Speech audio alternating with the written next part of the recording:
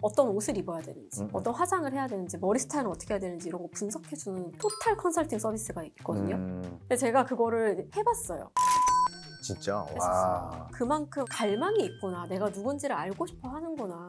제가 지금보다 한 20년 전다면 결혼 많이 주저할 것 같습니다. 네, 진짜 이 사회의 그런 매뉴얼을 따라가는 것 자체가 요즘에 너무 안 맞다고 생각을 하거든요. 맞아요. 근데 혼인신고하는 순간 이게 일가구 이게 좀 너무 말이 안 되는 거잖아요. 이게 뭐 베네핏은커녕 뭐 네. 제약이 걸리기 시작하니까. 저 같은 경우는 혼인신고를 왜 했냐면 인터넷 그 결합 상품을 하려면은 야. 혼인신고가 되어 있어야 된다는 거예요.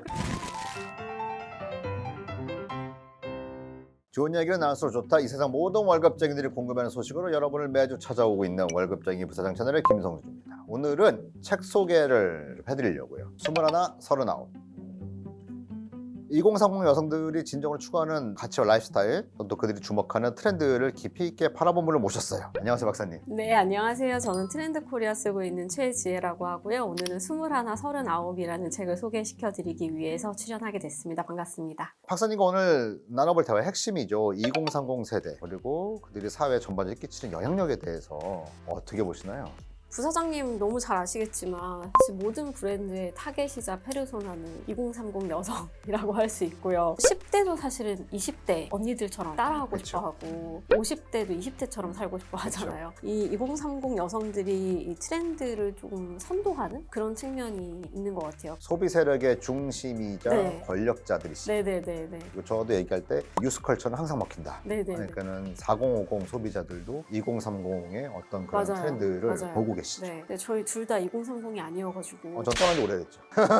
저도 아니고 부사장님도 저는 아주 아니고 오래돼서. 그래서 2030 얘기를 저희 둘이 하는 게 과연 적합한가 싶기는 한데 미, 어스, 크로스 이 세 가지로 좀 정리를 하셨는데 미 안에서는 크게 어떤 트렌드를 보셨죠? 미뿐만이 아니라 이 저희 책에 전체적으로 좀 관통하는 게 나다움이거든요. 미이즘이라고 하는데 그러니까 내가 누군지를 끊임없이 고민을 하는 것 같아요, 요즘 소비자들은. 근데 왜 그렇다면 특히 2030 세대가 이 나다움에 이렇게 집착을 하느냐. 예전에는 나의 아이덴티티를 구성하는 다양한 전통적인 기준들이 있었어요. 뭐 예를 들면 출신, 뭐 집안이라던가 아니면 학교라던가 특히 종교 이런 데서 나의 아이덴티티를 많이 찾았다면 이제 그런 전통적인 기준들이 많이 무너지는 것 같아요. 특히 요즘에 출신, 학교 이런 거 별로 중요하지 진짜 의미 않잖아요. 없죠. 의미 없다고까지 얘기를 하면 죄송합니다. 네. 네, 열심히 공부하고 계시는 고3 수험생 열심히 하세요, 여러분. 여러분들께 수험생이라고 공부 열심히 하셔야 돼요. 내가 누구인가를 기댈 수 있는 어떤 절대적인 기준이 없어졌다고 해야 될까요? 그러다 보니까 나는 누구인가에 대한 고민을 굉장히 많이 하게 되는 것 같아요. 미라는 키워드는 건강도 있는 것 같고 네. 라이프스타일도 있는 것 같고 네. 그건 맞나요? 마음이랑 몸이 위에 속해 있을 텐데 몸의 관리 뭐 이런 측면에서는 롤모델이라고 예전에 불렀잖아요. 이 롤모델이 모든 사람들이 추구하는 하나의 지향점이 있었다면 요즘은 추구미라는 단어를 쓰더라고요. 나는 A의 추구미를 추구하기도 하고 나는 뭐 D의 추구미를 추구하기도 하고 이런 식으로 옵션이 훨씬 더 다양해진 것 같아요. 그래서 저는 이너뷰티란 말이 되게 네네네네. 와닿았고 이게 어떤 전형적인 어떤 미를 추구하는 그런 개념의 뷰티가 아니라 건강이라던가 맞아요. 그리고 이 마음의 내면 자기를 진짜 귀하게 생각하고 맞아요. 소중하게 생각하고 이 맞아요. 모든 게 합쳐서 진짜 말 그대로 뷰티가 완성되는 네, 거 맞아요. 아닌가. 네. 뭔가 정신과에 다닌다거나 이런 것들을 금기시하지 않고 스스로 평소에 조금씩 내 마음을 들여다보고 이런 내면의 관리? 그래서 마음이 좀 단단한 사람? 감정에 휘둘리지 않는 사람? 이런 사람이 되고 싶다라는 얘기를 하더라고요. 그게 좀 더 총체적인 라이프 스타일의 관리이자 케어인 것 같아요. 재밌는 사례를 하나 말씀드리면 기말고사가 끝나면 A, B, C, D 이렇게 점수를 주잖아요. 최근 몇 년 사이에 있는 일인데 A를 받은 학생조차 저를 찾아와가지고 교수님 제가 뭐 잘해서 A 받았어요? 서술형으로 저를 평가해주세요. 약간 이런 얘기를 많이 해요. 그만큼 갈망이 있구나. 내가 누군지를 알고 싶어 하는구나. 여기서 저 또 재미있는 단어를 책에서 봤습니다. 리추얼. 네네네. 목욕을 3시간씩 하는 트렌드가 있다고. 네네, 네, 맞아요. 그건 또 뭐죠? 일본에서는 특히 20대들 사이에서 공중목욕탕에 가서 2~3시간씩 하는 그런 문화가 생겨나고 있다고 하더라고요. 목욕이라기보다는 저는 명상 같은 생각이 들어요. 뭔가 자기 몸을 구석구석 씻으면서 오늘 하루를 열심히 산 나를 위해서 위안하는 그런 시간을 갖는 게 아닌가 싶어요. 최근에 저도 들었는데 일본에 1, 2인용 사우나가 엄청 많다는 거예요. 맞아요. 한국에서도 해신샵이라고 하죠. 많이 생기고 있어요. 사실 저도 되게 주목하고 있는 트렌드이기도 하고 네. 시모스 정도면은 한번 도전해봐야 되나? 라는 생각도 들어요. 네, 뭐 가능하죠. 충분히 가능하죠. 연관이 아예 없는 게 아니니까. 네네네. 특히나 이제 제가 생각을 해보면 나에 대해서 조금 더 깊은 고찰을 하고 싶은데 그럴 만한 공간이 2030 세대에게 주어지지 않는 것 같아요. 그래서 뭔가 혼자 있고 싶고 뭔가 내면을 조금 단단하게 하고 싶을 때 이런 1인 세신샵이나 공중 목욕탕이나 이런 곳이 좀 그런 시간을 보낼 수 있는 공간이 되어가고 있지 않나 이런 생각도 들어요. 제가 안 그래도 네. 얼마 전에 트렌드 코리아 TV 보다가 몬비티아이라는 말을 거기서 제가 봤어요. 네네네네. 몬비티아이. 이 몬비티아이 설명 한번 해주시죠. 제 어떤 퍼스널 컬러라던가 신체적인 특징이라던가 이런 거를 분석해서 어떤 옷을 입어야 되는지 어떤 화장을 해야 되는지 머리 스타일은 어떻게 해야 되는지 이런 거 분석해주는 토탈 컨설팅 서비스가 있거든요. 그러니까 내가 누군지를 알고 싶어하는 니즈가 워낙 커지다 보니까 이런 거 받는 친구들이 상당히 많아지고 있는 것 같아요. 근데 제가 그거를 해봤어요. 그거 한 번 봤는데 비용이 어느 정도 될 것 같으세요? 얼마나? 1회 컨설팅 받는데 지금은 가격이 어떤지 모르겠어요. 제가 받았던 시기 기준으로 말씀드리면 100만 원 정도 진짜? 했었어요. 와. 근데 이거를 20대, 30대 여성분들이 진짜 많이 받거든요. 그래서 제가 어떻게 알았냐면 이거 신청하려면은 그 카톡으로 선착순으로 신청을 해야 되는데 제가 대기를 타가지고 겨우겨우 이 서비스 신청을 했어요. 그만큼 나만의 어떤 스타일을 알고 싶어하고 내가 누군지를 너무나 간절하게 알고 싶어하는 20대, 30대들이 많구나 이걸 저는 좀 실감을 했습니다. 그러니까 본인들이 두는 가치에 대해서는 확실히 소비하는 트렌드가 있는 거예요. 맞아요. 어스에서는 결혼과 출산을 빼놓을 수가 없네요. 네, 맞아요. 사실 제가 지금보다 한 20년 젊다면 결혼 많이 주저할 것 같습니다. 진짜. 그 결혼 생활을 누군가와 함께 산다는 게 부담스러운 게 아니라 일단 결혼식, 혼인신고, 이 사회의 그런 매뉴얼을 따라가는 것 자체가 요즘에 너무 안 맞다고 생각을 하거든요. 맞아요. 여기 책에도 있어요. 신혼여행에 확실히 몰빵하시는 분들 네. 나오고 저희도 돈 제일 많이 쓴 게 신혼여행이었어요. 저희 회사에 있는 친구들 보면은 혼인신고 안 하는 사람들 되게 많고 많죠. 그 중에 하나가 각자 집을 하나씩 하는 맞아요. 거예요. 책에도 나오잖아요. 네. 근데 혼인신고하는 순간 이게 일가구 그렇죠.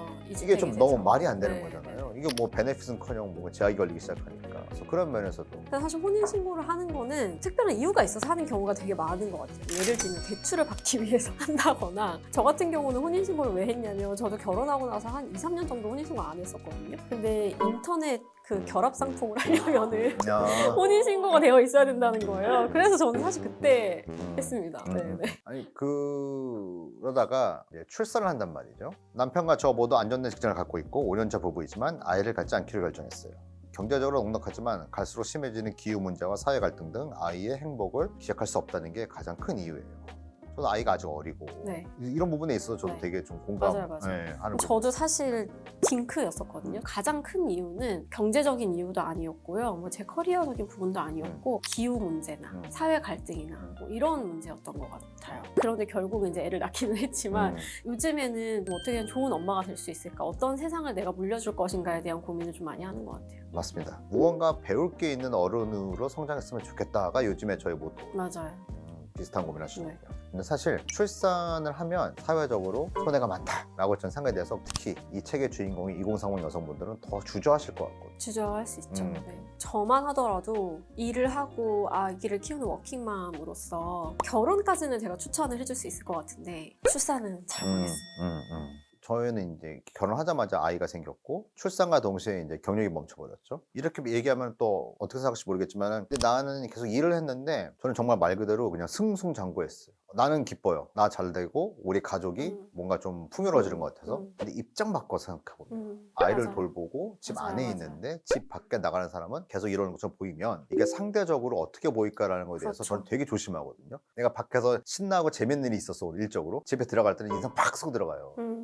왜 그래 그러면 나 정말 때려치던가 해야지 막 이러면서 내가 밖에서 즐거운 일이 있었던 거를 최대한 얘기 안 하려고 하거든요. 어떤 마음이신지 너무 알 것 같아요. 그로스 파트에 대해서 좀 네. 질문을 드리도록 네네네. 하겠습니다. 전 이게 진짜 와닿았어요. 젊을 때는 잘한다라는 말을 듣고 싶지만 나이가 들수록 많은 잘하고 분들이, 있어 네. 말이 더 큰 힘이 된다고 하셨는데 부사장님은 개인적으로 어떤 말이 더 좋으세요? 솔직히 네. 누구도 말을 걸어준다면 감사합니다. 제가 왜 깜짝 놀랐냐면은 두 개 중에 뭐가 더 좋냐 이런 질문을 만약에 하신다면 나는 이렇게 대답해야지라고 써왔는데 나이가 들면서 제가 드는 생각은 잘한다든 잘하고 있어든 나에게 누군가 피드백을 해줬다는 자체가 고맙다 이렇게 제가 써왔거든요. 그래서 너무 깜짝 놀랐어요 지금. 그래서 직충이라는 단어가 재밌는데 네네. 박사님도 직충기를 겪으셨겠죠. 저 있었던 것 네, 같아요. 네. 네. 우리가 소위 이제 토스트 아웃이라는 음. 얘기를 많이 하잖아요. 네. 그게 아기 낳기 전에 있었던 것 같아요. 정확히 기억이 나는데 아마 저와 같은 고민하시는 분들 굉장히 많으실 거예요. 내가 이 조직에 도움이 되는 사람일까? 내가 없어도 이 조직이 잘 굴러가지 않을까? 나는 이 조직의 부품 같은 사람이 아닐까? 라는 생각이 들면서 그때 많이 좀 힘들었던 것 같아요. 저는 어떻게 극복을 했냐면 이 조직에 내가 필요한 사람인가 보다 내가 이 조직을 좋아하느냐, 내가 이 일을 지금 하고 싶어 하는지, 이게 조금 더 크면 나는 여기서 버틴다 이렇게 생각을 했던 것 같고, 저는 아직도 이 조직에서 하는 일에 애정이 있고 이 조직을 사랑하기 때문에 그런 의미에서 직충기를 좀 극복했던 것 같습니다. 좀 투자에 대해서 좀 여쭤볼게요. 네네네. 그냥 생활비 쓰고 남는 거 저축해요. 재테크는 정말 어디서부터 어떻게 시작해야 할지 모르겠어요. 다들 안 하면 바보라고 하는데 막상 잘 하시는 분은 못 봤고요. 유튜브에서 이렇게 해야 한다 저렇게 해야 한다고는 하지만 막막한 느낌이에요. 괜히 잘못했다가 안 하는 일만 못할까 봐서요. 요즘 2030 세대는 근데도 재테크를 굉장히 스마트하게, 굉장히 잘하죠. 네. 네. 2030 여성들이 과거보다 더 적극적으로 경제적 자립을 추구하는 이유는 뭘까요? 먹고 사는 일이 제일 중요하기 때문인 것 같아요. 최근에 사회 안정망 이런 게 많이 이제 무너졌다고 느끼는 2030 세대들이 많아지면서 맞습니다. 내가 나를 챙기지 않으면 안 된다. 내가 나 스스로 자립해야 된다. 이런 생각이 많이 들면 결국 경제적인 자립이 제일 중요한 거기 때문에 투자를 많이 할 수밖에 없는 것 같아요. 그리고 지금의 2030 세대는 사실 X세대 부모님을 둔 세대거든요. 근데 X세대 이제 부모님들께서는 IMF를 경험하시기도 했고, 또 그러다 보니까 어렸을 때부터 경제 교육을 해야 된다. 혹은 돈을 추구하고 돈을 버는 거에 대해서 좀 금기시하지 않는 경향들이 있었던 것 같아요. 그러면 요즘 N잡을 가지시거나 창업을 고려하시는 분들도 진짜 많은데 이런 변화가 앞으로 시장 트렌드 이게 어떤 영향을 미치게 될까요? 일단은 이렇게 N잡을 많이 하게 되면 부사장님도 비슷한 고민을 하실 것 같은데, 조직에서 어떻게 로열티를 유지시킬 것인가 이런 고민을 굉장히 많이 하시고 계시고, 회사는 기본적으로 이제 겸직금지 조항이 있잖아요. 근데 이거를 어디까지 우리가 허용을 할 것이냐, 이런 고민들을 모든 회사들이 다 하고 있을 것 같아요. 어떻게 좀 해결을 하고 계세요? 아니 뭐 저 자체가 지금 겸직을 하고 있는 네. 저는 어쨌든 유튜브 채널이 결국 회사 거니까 전 그렇다 치고, 예를 들면 우리 회사의 그래픽 디자이너가 회사 끝나고 돈을 받고 알바를 해요. 근데 밤새고 일하는 바람에 피곤해서 다음날 회사 일을 못해요. 그럴 수 있죠. 요거는 난 좀 문제 있다고 보지만 회사 끝나고 본인이 운영하는 브이로그, 여기서 누가 광고 협찬이 들어와. 이걸 누가 뭐라고 할 수 있을까요? 그럴 수 있죠. 회사가 어떤 규정을 하는 게 많이 어려워지긴 했습니다. 참 애매한 경우들이 진짜 많은 것 같아요. 예를 들면 회사에서 우리가 법인카드로 점심을 먹거나 회식을 할 때가 되게 많잖아요. 근데 그런 곳에 갈 때 맛집 리뷰를 올리시면서 블로거가 되신 거예요. 근데 그런 경우에 당연히 퇴근 이후에 했겠죠? 하지만 소비는 법인카드로 한 거잖아요. 근데 이럴 경우에 이거를 어떻게 해야 되는가 좀 애매한 경우가 진짜 많습니다. 그게 이제 제 세대쯤 되면 뭐가 있었냐면은 외국계 패션회사 다닐 때 1년에 출장을 6번 가거든요. 회사 법카로 비행기표 결제해서 출장을 간 건데 마일리지는 내 거로 쌓인단 말이에요. 그렇죠. 그러니까 이런 거랑 비슷한 거죠. 맞아요.